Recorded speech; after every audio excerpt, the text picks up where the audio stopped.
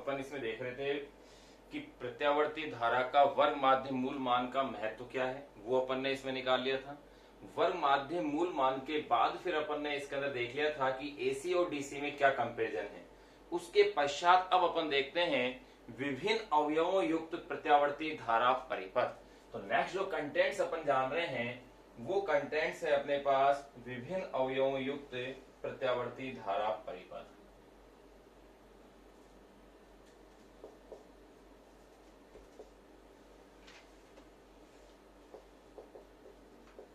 विभिन्न अवयवों युक्त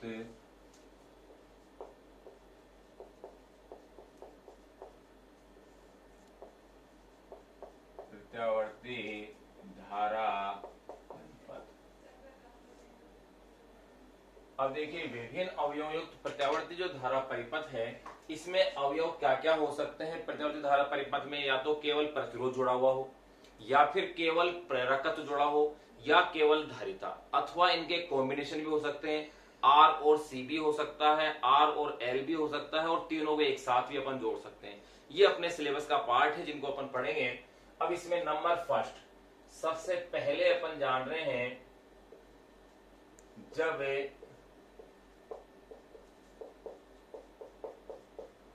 प्रत्यावर्ती धारा परिपथ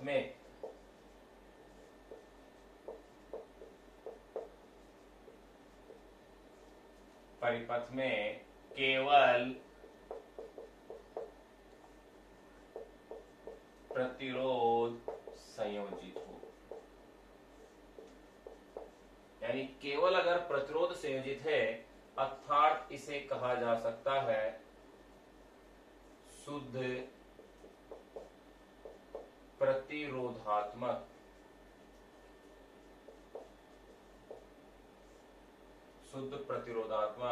परिपथ। जिस परिपथ में केवल प्रतिरोध ही जुड़ा हुआ हो। इसके लिए देखिए मान लिया मैंने कोई एक प्रतिरोधक अपन ने परिपथ में जोड़ा हुआ है, उस प्रतिरोधक का प्रतिरोध कैपिटल आर है। ये आपने जोड़ा है किसी प्रत्यावर्ती धारा के स्रोत के साथ। ये प्रत्यावर्ती धारा का स्रोत जोड़ दिया। इस प्रत्यावर्ती धारा के स्रोत की जो वोल्टता है वो है V = V note sine omega T. अब ये जो प्रतिरोध है, अब इसके सिरे पर वोल्टता क्या होगी VR, लेकिन वो VR किसके इक्वल होगी, V के ही इक्वल होगी। अब देखिए अब इसमें एक एक पॉइंट को अपन कैलकुलेट करते हैं। नंबर ए, सबसे पहले मान ज्ञात करेंगे धारा का। धारा ज्ञात करनी हो तो देखिए ओम के नियम से क्या होता है, I = V/R।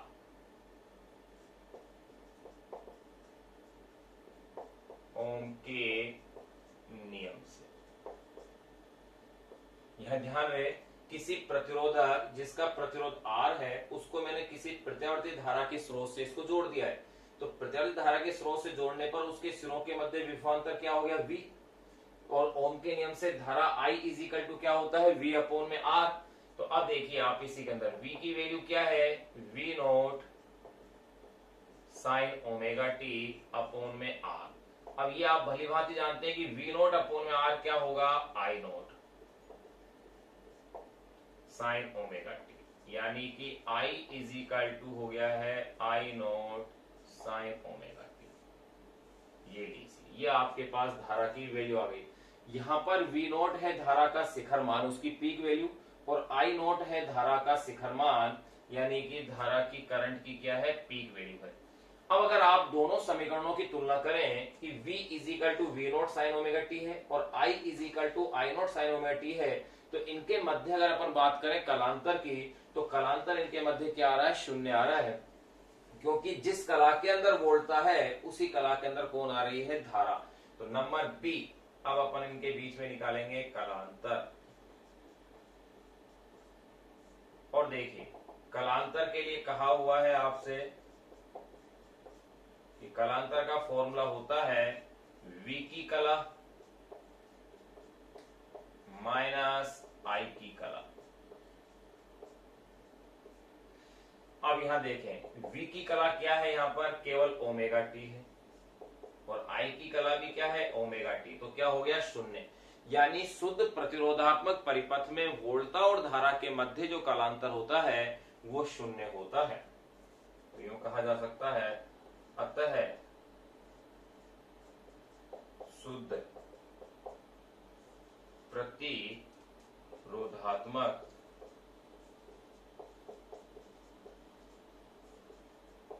परिपथ में वोल्टता व धारा के मध्य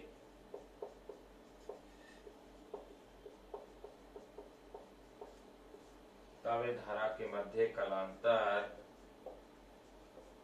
शून्य होता है।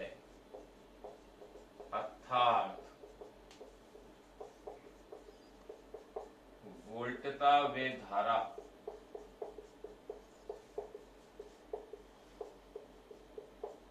एक ही कला में होते हैं। वोल्टता और धारा एक ही कला में है, अर्थात वोल्टता और धारा के अधिकतम मान एक साथ ही प्राप्त होते हैं।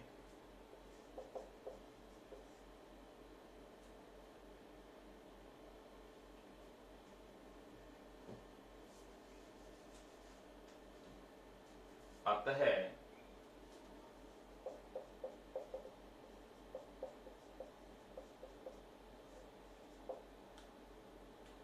वोल्टता व धारा के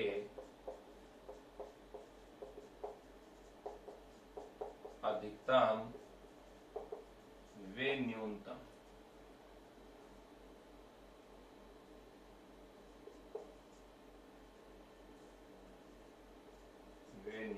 मान साथ साथ ही प्राप्त होते हैं। यानी कि जब वोल्टा का मान अधिकतम होगा तो उसी स्थिति में धारा का मान भी क्या होगा, अधिकतम होगा। अतः वोल्टा व धारा के अधिकतम व न्यूनतम मान साथ साथ ही इसमें क्या होते हैं, प्राप्त होते हैं। तो देखो पहला अपन जो पढ़ रहे हैं जब प्रत्यावर्ती धारा परिपथ में केवल प्रतिरोध संयोजित हो, यानी शुद्ध प्रतिरोधात्मक परिपथ, जिसमें अपन ने धारा का मान निकाल लिया है, धारा के साथ नंबर बी अपन ने देख लिया है, इसमें कालांतर। अब नंबर सी अपन इसमें बात करेंगे अवरोध के लिए कि भाई धारा के मार्ग में अवरोध है क्या। जब प्रत्यावर्ती धारा परिपथ में केवल प्रतिरोध संयोजित होता है तो धारा के मार्ग में उत्पन्न अवरोध केवल प्रतिरोध ही होगा।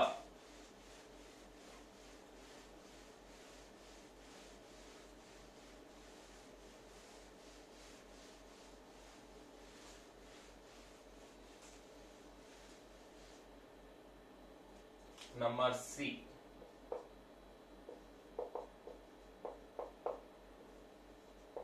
सी, अपन बात कर रहे हैं अवरोध की। तो देखिए शुद्ध प्रतिरोधात्मक परिपथ में अवरोध लिया जाता है R से, और R क्या है, V अपॉन में I होता है ओम के नियम से। V की वैल्यू क्या है, V note sine omega T, और I की वैल्यू है I note sine omega T. यानी क्या बच गया मेरे पास, V नोट अपॉन में I नोट। अर्थात ये जो प्रतिरोध है यही धारा के मार्ग में क्या है, अवरोध है। और ध्यान रहे इस प्रतिरोध का मान आवृत्ति पर निर्भर नहीं है, अर्थात ये आवृत्ति से क्या है, मुक्त है, फ्री है।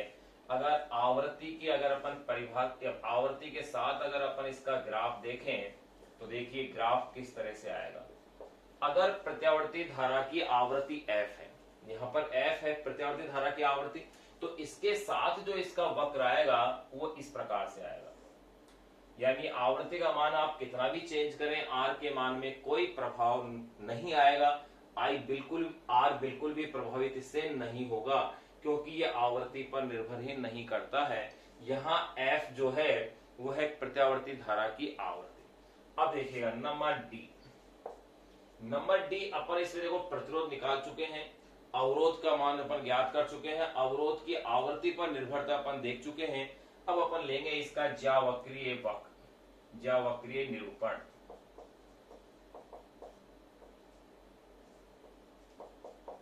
ज्यावक्रीय निरूपण अगर इसका ज्यावक्रीय निरूपण देखें तो देखिए ये निरूपण किस तरह से आएगा।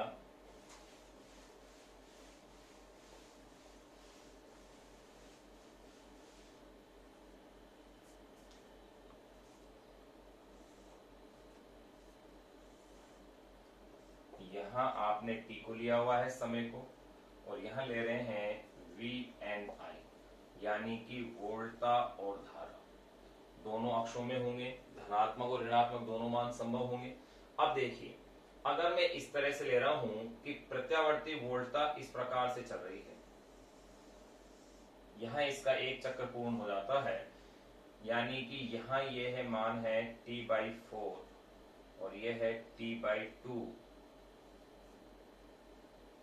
3T/4 और ये है T। तो आप क्या देख रहे हैं, जिस कला के अंदर वोल्टा होगी उसी कला के अंदर क्या होगी, धारा होगी, यानी वोल्टा और धारा दोनों की कला क्या है, समान है। तो अगर ये वोल्टा के लिए है ज्यावक्रीय निरूपण तो ये होगा इस प्रकार से धारा का।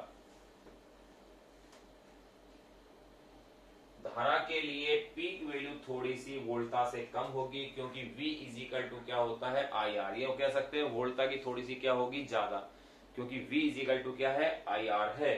अब देखिएगा यहाँ पर अगर अपन मान देखें तो ये जो ग्राफ है ये तो शो कर रहा है V को और ये शो कर रहा है I को। वोल्टा का शिखर मान आ गया यहाँ V0, और यहाँ आ जाएगा ये करंट के लिए शिखर मान I0। इधर प्लस में आएगा तो इधर यही वैल्यू किस में आ जाएगी, माइनस में आ जाएगी। आप इस तरह से ले सकते हैं इसे। तो यहाँ ये हो गया है ज्यावक्रीय निरूपण।